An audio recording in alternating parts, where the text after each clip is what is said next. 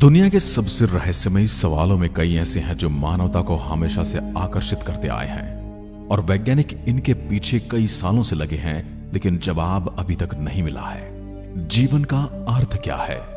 क्या इस ब्रह्मांड में कहीं और भी जीवन है या हम इस ब्रह्मांड में अकेले हैं? हमारा ब्रह्मांड बना कैसे? हम सपने क्यों देखते हैं? क्या हर किसी का भाग्य पहले से तय है? क्या हम वास्तव में मौजूद हैं या सिर्फ ये एक चलती हुई फिल्म की तरह है जहां सब कुछ पहले से निर्धारित है? आत्मा क्या है? ये कुछ ऐसे सवाल हैं जो हमें सोचने पर मजबूर करते हैं और मानवता के अस्तित्व और ज्ञान की सीमाओं को चुनौती देते हैं। ऐसे ही कुछ और भी सवाल हैं जिनके जवाब हम वैज्ञानिक पॉइंट ऑफ व्यू से जानने की कोशिश करेंगे। सबसे पहले हम बात करते हैं, क्या भगवान है? Does God exist? हम ईश्वर को कई नामों से जानते हैं। भगवान, लगभग सभी मनुष्य यही मानते हैं कि इस सृष्टि का निर्माण ईश्वर ने किया है, परंतु वैज्ञानिकों में इस बात पर हमेशा ही मतभेद होता रहा है। कुछ वैज्ञानिक ईश्वर को मानते हैं तो कुछ नहीं, मगर ज्यादातर वैज्ञानिक इस बात को मानते हैं। विज्ञान के अनुसार लगभग 14 अरब साल पहले एक भयंकर विस्फोट हुआ जिससे ब्रह्मांड का निर्माण हुआ, परंतु यह विस्फोट आखिर क्यों हुआ और इससे पहले क्या था? इस सवाल का उत्तर किसी के पास भी नहीं है, विज्ञान के पास भी नहीं। धरती पर जीवन की हलचल कैसे हुई, इस विषय पर भी साइंटिस्ट आपस में उलझे हुए हैं। बिग बैंग और क्वांटम फिजिक्स की दुनिया रहस्यमयी, जीवन जीने लायक धरती, सूर्य से इसकी बिल्कुल सही दूरी, इसका वातावरण, इसका चंद्रमा, ऋतुओं का आना जाना, दिन रात का बनना, नर नारी का होना, हर जीव में मेल फीमेल का होना, सब कुछ इतना व्यवस्थित है मानो किसी ने सोच समझ कर बनाया हो। यही सारी बातें हमें ये सोचने पर मजबूर कर देते कि सृष्टि अपने आप नहीं बनी बल्कि इसको किसी ने बनाया है और उसी को हम ईश्वर कहते हैं। मगर क्या भगवान का इस दुनिया में अस्तित्व है या नहीं, इस सवाल के निष्कर्ष पर आज तक वैज्ञानिक नहीं पहुंच पाए हैं। क्या इस ब्रह्मांड में हम अकेले हैं? जिन सवालों का जवाब देने में वैज्ञानिक भी हक्के बक्के रह जाते हैं, उन्हीं में से एक सवाल ये भी है, इस ब्रह्मांड में अनगिनत तारे मौजूद हैं, अनगिनत आकाश गंगाएं मौजूद हैं, अनगिनत सूर्य ग्रह और उनके चंद्रमा मौजूद हैं, तो क्या सिर्फ पृथ्वी ही एकमात्र ऐसा ग्रह है जहां जीवन है? क्या पृथ्वी ही अपने सूर्य से इतनी दूरी पर है, इसके अलावा कोई भी ग्रह इस दूरी पर नहीं है? क्या इसके अलावा कोई भी ग्रह ऐसा वातावरण नहीं रखता जैसा हमारी पृथ्वी रखती है? या फिर कहीं ऐसे जीव नहीं हैं जो अलग वातावरण में भी पैदा हो सकते हैं और जीवन जी सकते हैं? यानी ऐसा ग्रह जहां जीव जंतु हों, और अगर हैं तो फिर वो कैसे हैं? हमसे ज्यादा विकसित होंगे या हमसे कम? अभी हम इस बारे में कुछ भी नहीं जान पाए हैं।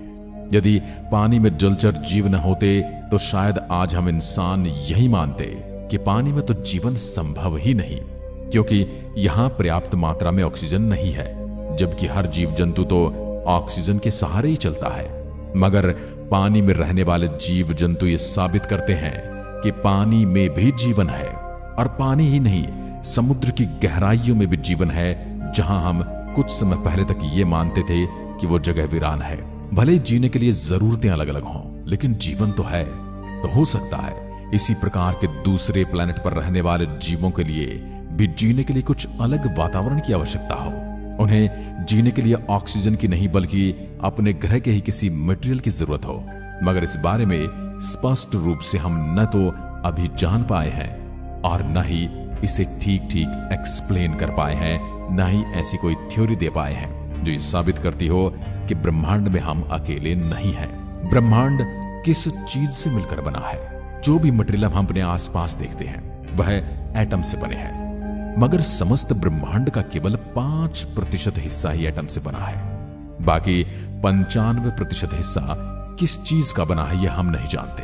अब तक वैज्ञानिकों ने जितनी भी खोजें की हैं, जितने भी अध्ययन किए हैं, उससे यही पता चला है कि ब्रह्मांड का ज्यादातर भाग 2 चीजों से मिलकर बना है। पहला, डार्क मैटर। वैज्ञानिक कहते हैं ये नॉर्मल मैटर से बिल्कुल अलग तरह का मैटर है। दरअसल इसका काम ब्रह्मांड के बड़े पिंडों को आपस में जोड़ने का होता है।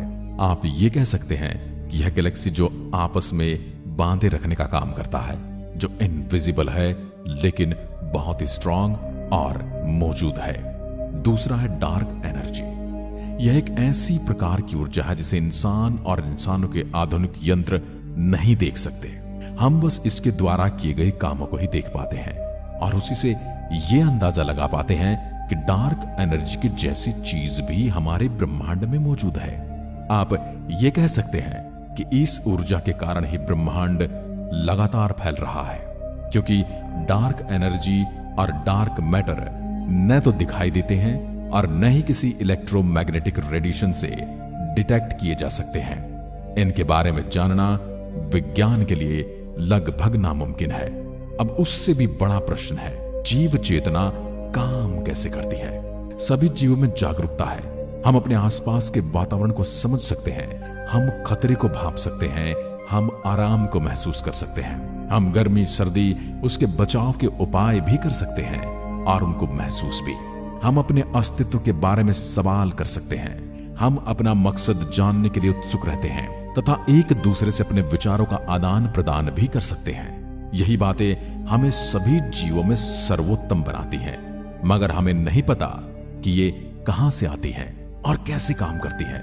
हमारा दिमाग सेंट्रल कंप्यूटर की तरह काम करता है। यूं कहा कि हमारे दिमाग की तरह हमने एक डिवाइस बना लिया है जिसे हम कंप्यूटर कहते हैं तथा सभी शारीरिक क्रियाओं को ये अकेले ही संभालता है। हमारे दिमाग की स्कैनिंग से हमें ज्ञात होता है हमारे माइंड के 100 अरब से ज्यादा नर्व सेल्स कितने जटिल तरीके से इलेक्ट्रॉनिक सिग्नल का आदान प्रदान करते हैं।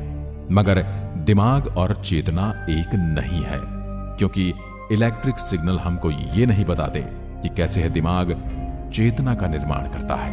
यह अभी भी हमारे लिए एक रहस्य ही है।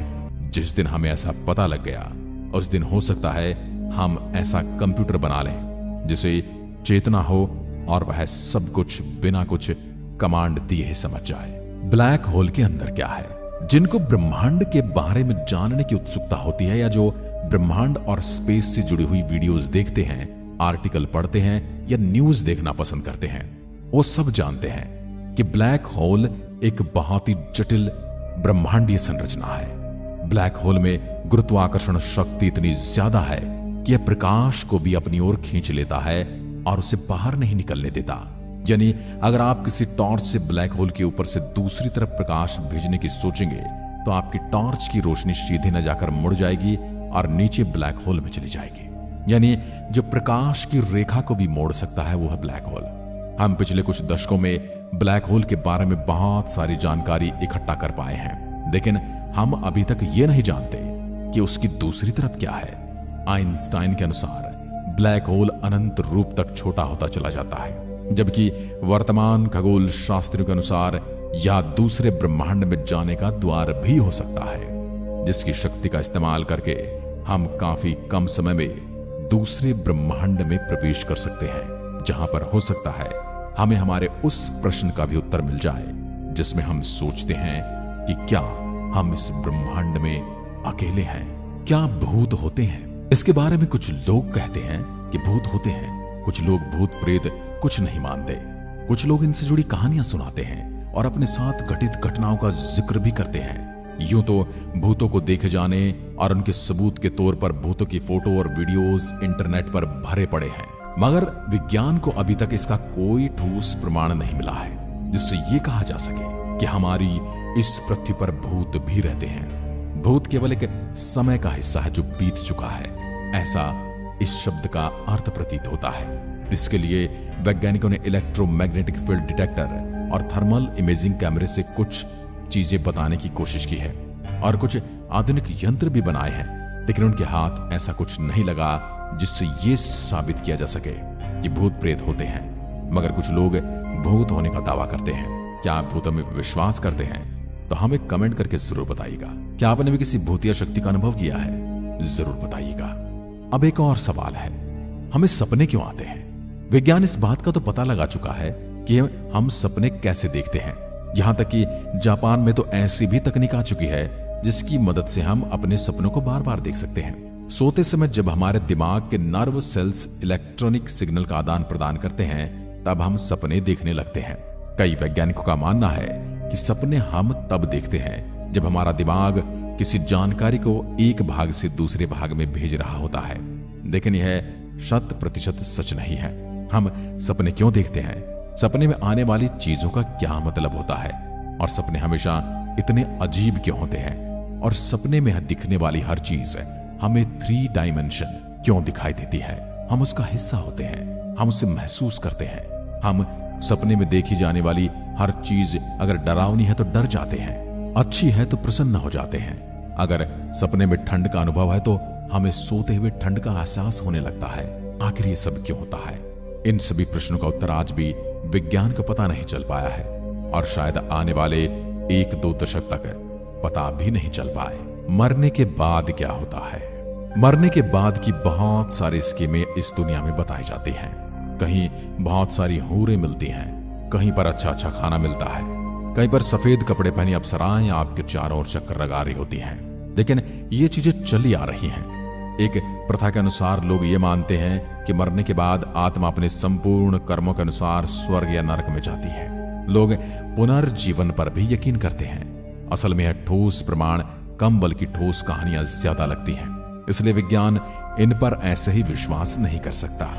हमारे पास इतनी आधुनिकता तो आ ही चुकी है कि हम ये आसानी से बता सकते हैं कि इंसान कब मरने वाला है, लेकिन आज तक यह एक अनसुलझा ही रहस्य है कि इंसानों के मरने के बाद आखिर उनके साथ क्या होता है, या किसी और जीव के मरने के बाद उनके साथ क्या होता है, और ऐसा क्या होता है कि एक शरीर से क्या चीज निकल जाती है जिसके बाद वह मृत घोषित हो जाता है। चेतना कैसे और कहां चली जाती है?